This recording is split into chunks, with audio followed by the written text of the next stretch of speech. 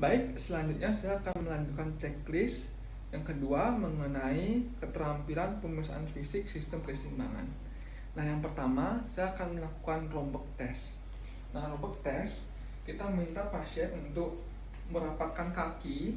Nah, setelah rapat kaki, nah kedua tangan dilipat. Nah, setelah itu kemudian kita amati pasien selama 30 detik dengan mata terbuka terlebih dahulu. Nah, kita posisi pemeriksa itu berada di belakang pasien, menjaga-jaga apabila pasien itu terjatuh.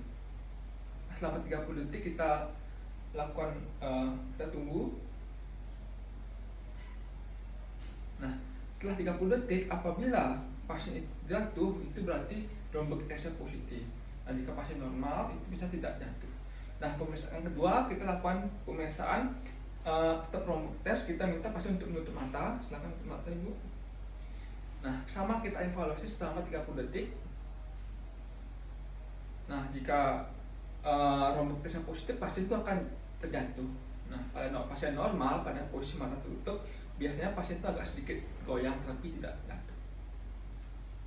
Baik, selanjutnya kita akan melakukan tes satu kaki. Nah, di sini pasien kita minta untuk mengangkat satu kakinya. Silakan kaki kanan terlebih diangkat. Nah, kedua tangan diluruskan. Nah, kita minta pasien untuk menutup mata. Nah, tutup matanya, Bu. Nah, kita amati selama 5 detik. Kita amati. Silakan Ibu ulang. Kakinya kaki kanan terlebih dahulu. Silakan. Kita sampai 5. 1, 2, 3, 4, 5. Silakan turun. Kita ulangi yang sebelah kiri.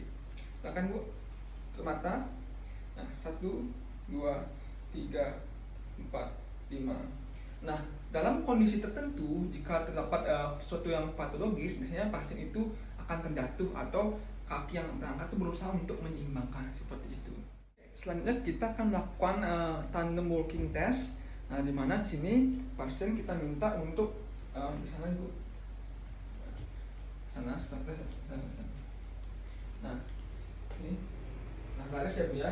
Kita minta pasien untuk bergerak dengan dimana tumit dengan ujung jari itu searah seperti itu. Nah, seperti ini, Bu ya, silakan. Nah, kedua tangan diluruskan. Ibu berjalan lurus ya, Bu. Nah, itu. Nah, terus balik, silakan, Bu, balik. Nah, stop dulu. Nah, setelah ini kita minta pasien untuk lurus kemudian mengitari searah jarum jam, kemudian kembali. Silakan, Bu. Silakan lurus, kaki lurus.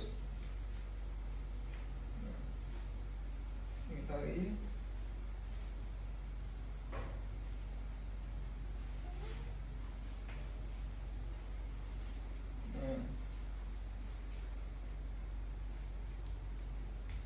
Nah, dalam kondisi normal, pasien itu dapat berjalan sesuai dengan arah atau garis. Dalam kondisi-kondisi tertentu, untuk patologis, biasanya pasien tidak bisa berjalan sesuai dengan garis itu. Nah, hal ini juga bisa digunakan dengan mata tertutup, tapi tertutup dengan jalan seperti itu kita evaluasi bagaimana apakah jalannya lurus atau tidak. Nah, selanjutnya kita akan melakukan pemeriksaan finger to nose test. Nah, di mana di sini, nah, pasien kita minta untuk menyentuh tangan kita terlebih dahulu, baru kemudian menyentuh hidungnya. Sedikit. Silakan, Bu.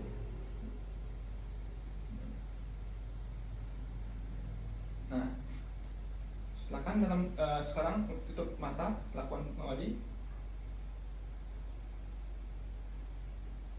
Nah, terima kasih, Bu.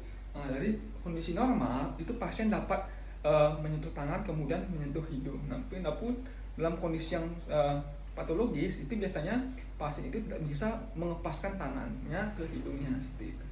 Baik, selanjutnya kita akan melakukan pemeriksaan finger to finger.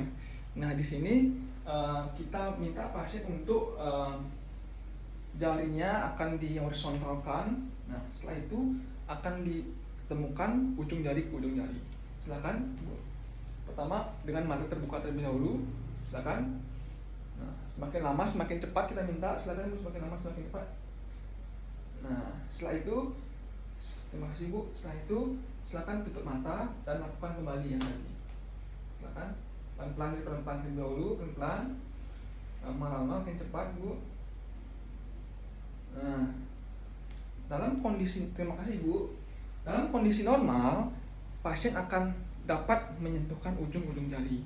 Namun dalam kondisi sesuatu yang patologis, itu biasanya pada saat lakukan finger to finger test ini, itu ujung-ujung jari tidak ketemu seperti itu. Baik, selanjutnya kita akan melakukan pemeriksaan dysdia doku-kinesia, di mana pada pemeriksaan ini kita meminta kedua tangan pasien untuk melakukan gerakan supinasi dan pronasi secara bergantian. Nah, silakan Ibu lakukan. Nah, bisa dimulai. Nah, silakan dimulai. Baik, terus. Nah, sekarang kita evaluasi dengan mata tertutup juga. Silakan Ibu, mata tertutup. Silakan lakukan.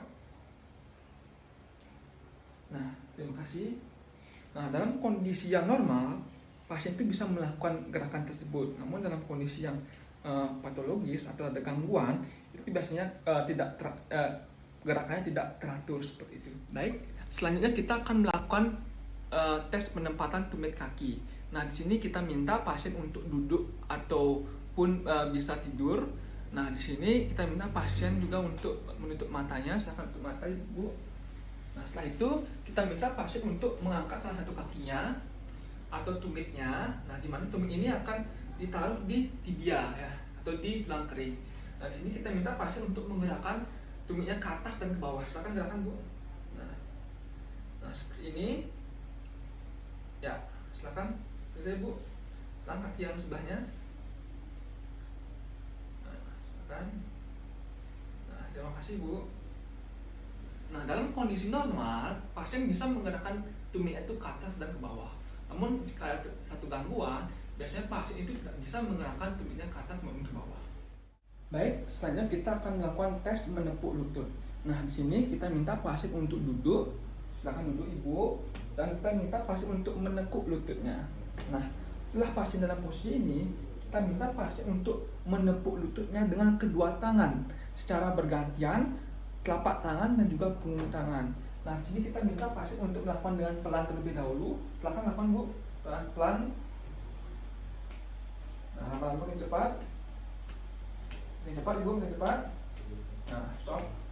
Nah, evaluasi yang bisa dilakukan di sini, di mana dalam kondisi normal, tangan yang dominan itu akan lebih mudah diatur, lebih mudah terkoordinasi, dan lebih mudah untuk diberhentikan. Baik, di sini kita akan melanjutkan tes, yaitu tes tangan. Nah, di sini tesnya bisa kita minta pasien untuk duduk, berdiri, ataupun bisa tidur juga.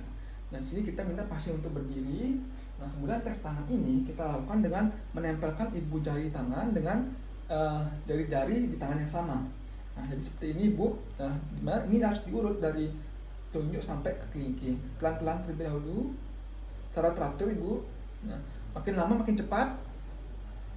Nah, baik, terima kasih, Bu. Nah, dalam kondisi normal, tes tangan ini akan teratur.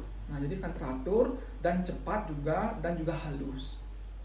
Nah, selanjutnya kita akan melakukan pemeriksaan kaki. Nah, di sini kita minta pasien untuk terlentang. Nah, setelah itu kita minta pasien untuk sedikit mengangkat kakinya dan meminta untuk menyentuh tangan kita. Nah, silakan angkat sedikit tangan, Bu. Nah, silakan sentuhkan. Nah, tangan sudah selesai, Bu. Kiri sekarang. Nah, dalam kondisi normal, nah gerakan kaki ini tidak secepat dan juga tidak sehalus gerakan tangan tadi. Nah, pemeriksaan terakhir adalah pemeriksaan gaya berjalan. Nah, di sini kita minta pasien untuk berjalan seperti biasa. Nah, silakan, Ibu, berjalan seperti biasa. Silakan balik. Baik, terima kasih, Bu. Nah, di sini kita bisa evaluasi gaya berjalannya. Nah, ada beberapa kondisi yang abnormal, seperti misalkan panggul atau lutut yang terangkat terlalu tinggi, atau mungkin kakinya terseret, nah, atau mungkin ada gerakan seperti gerakan kejang, atau mungkin ada gaya berjalan yang seperti bebek. Nah, itu sesuatu yang abnormal dalam gaya berjalan. Baik, sekian dari checklist yang kedua. Mohon maaf apabila masih ada kekurangan, dan mohon maaf juga apabila ada salah kata dan perbuatan. Saya akhiri dengan ucapan terima kasih.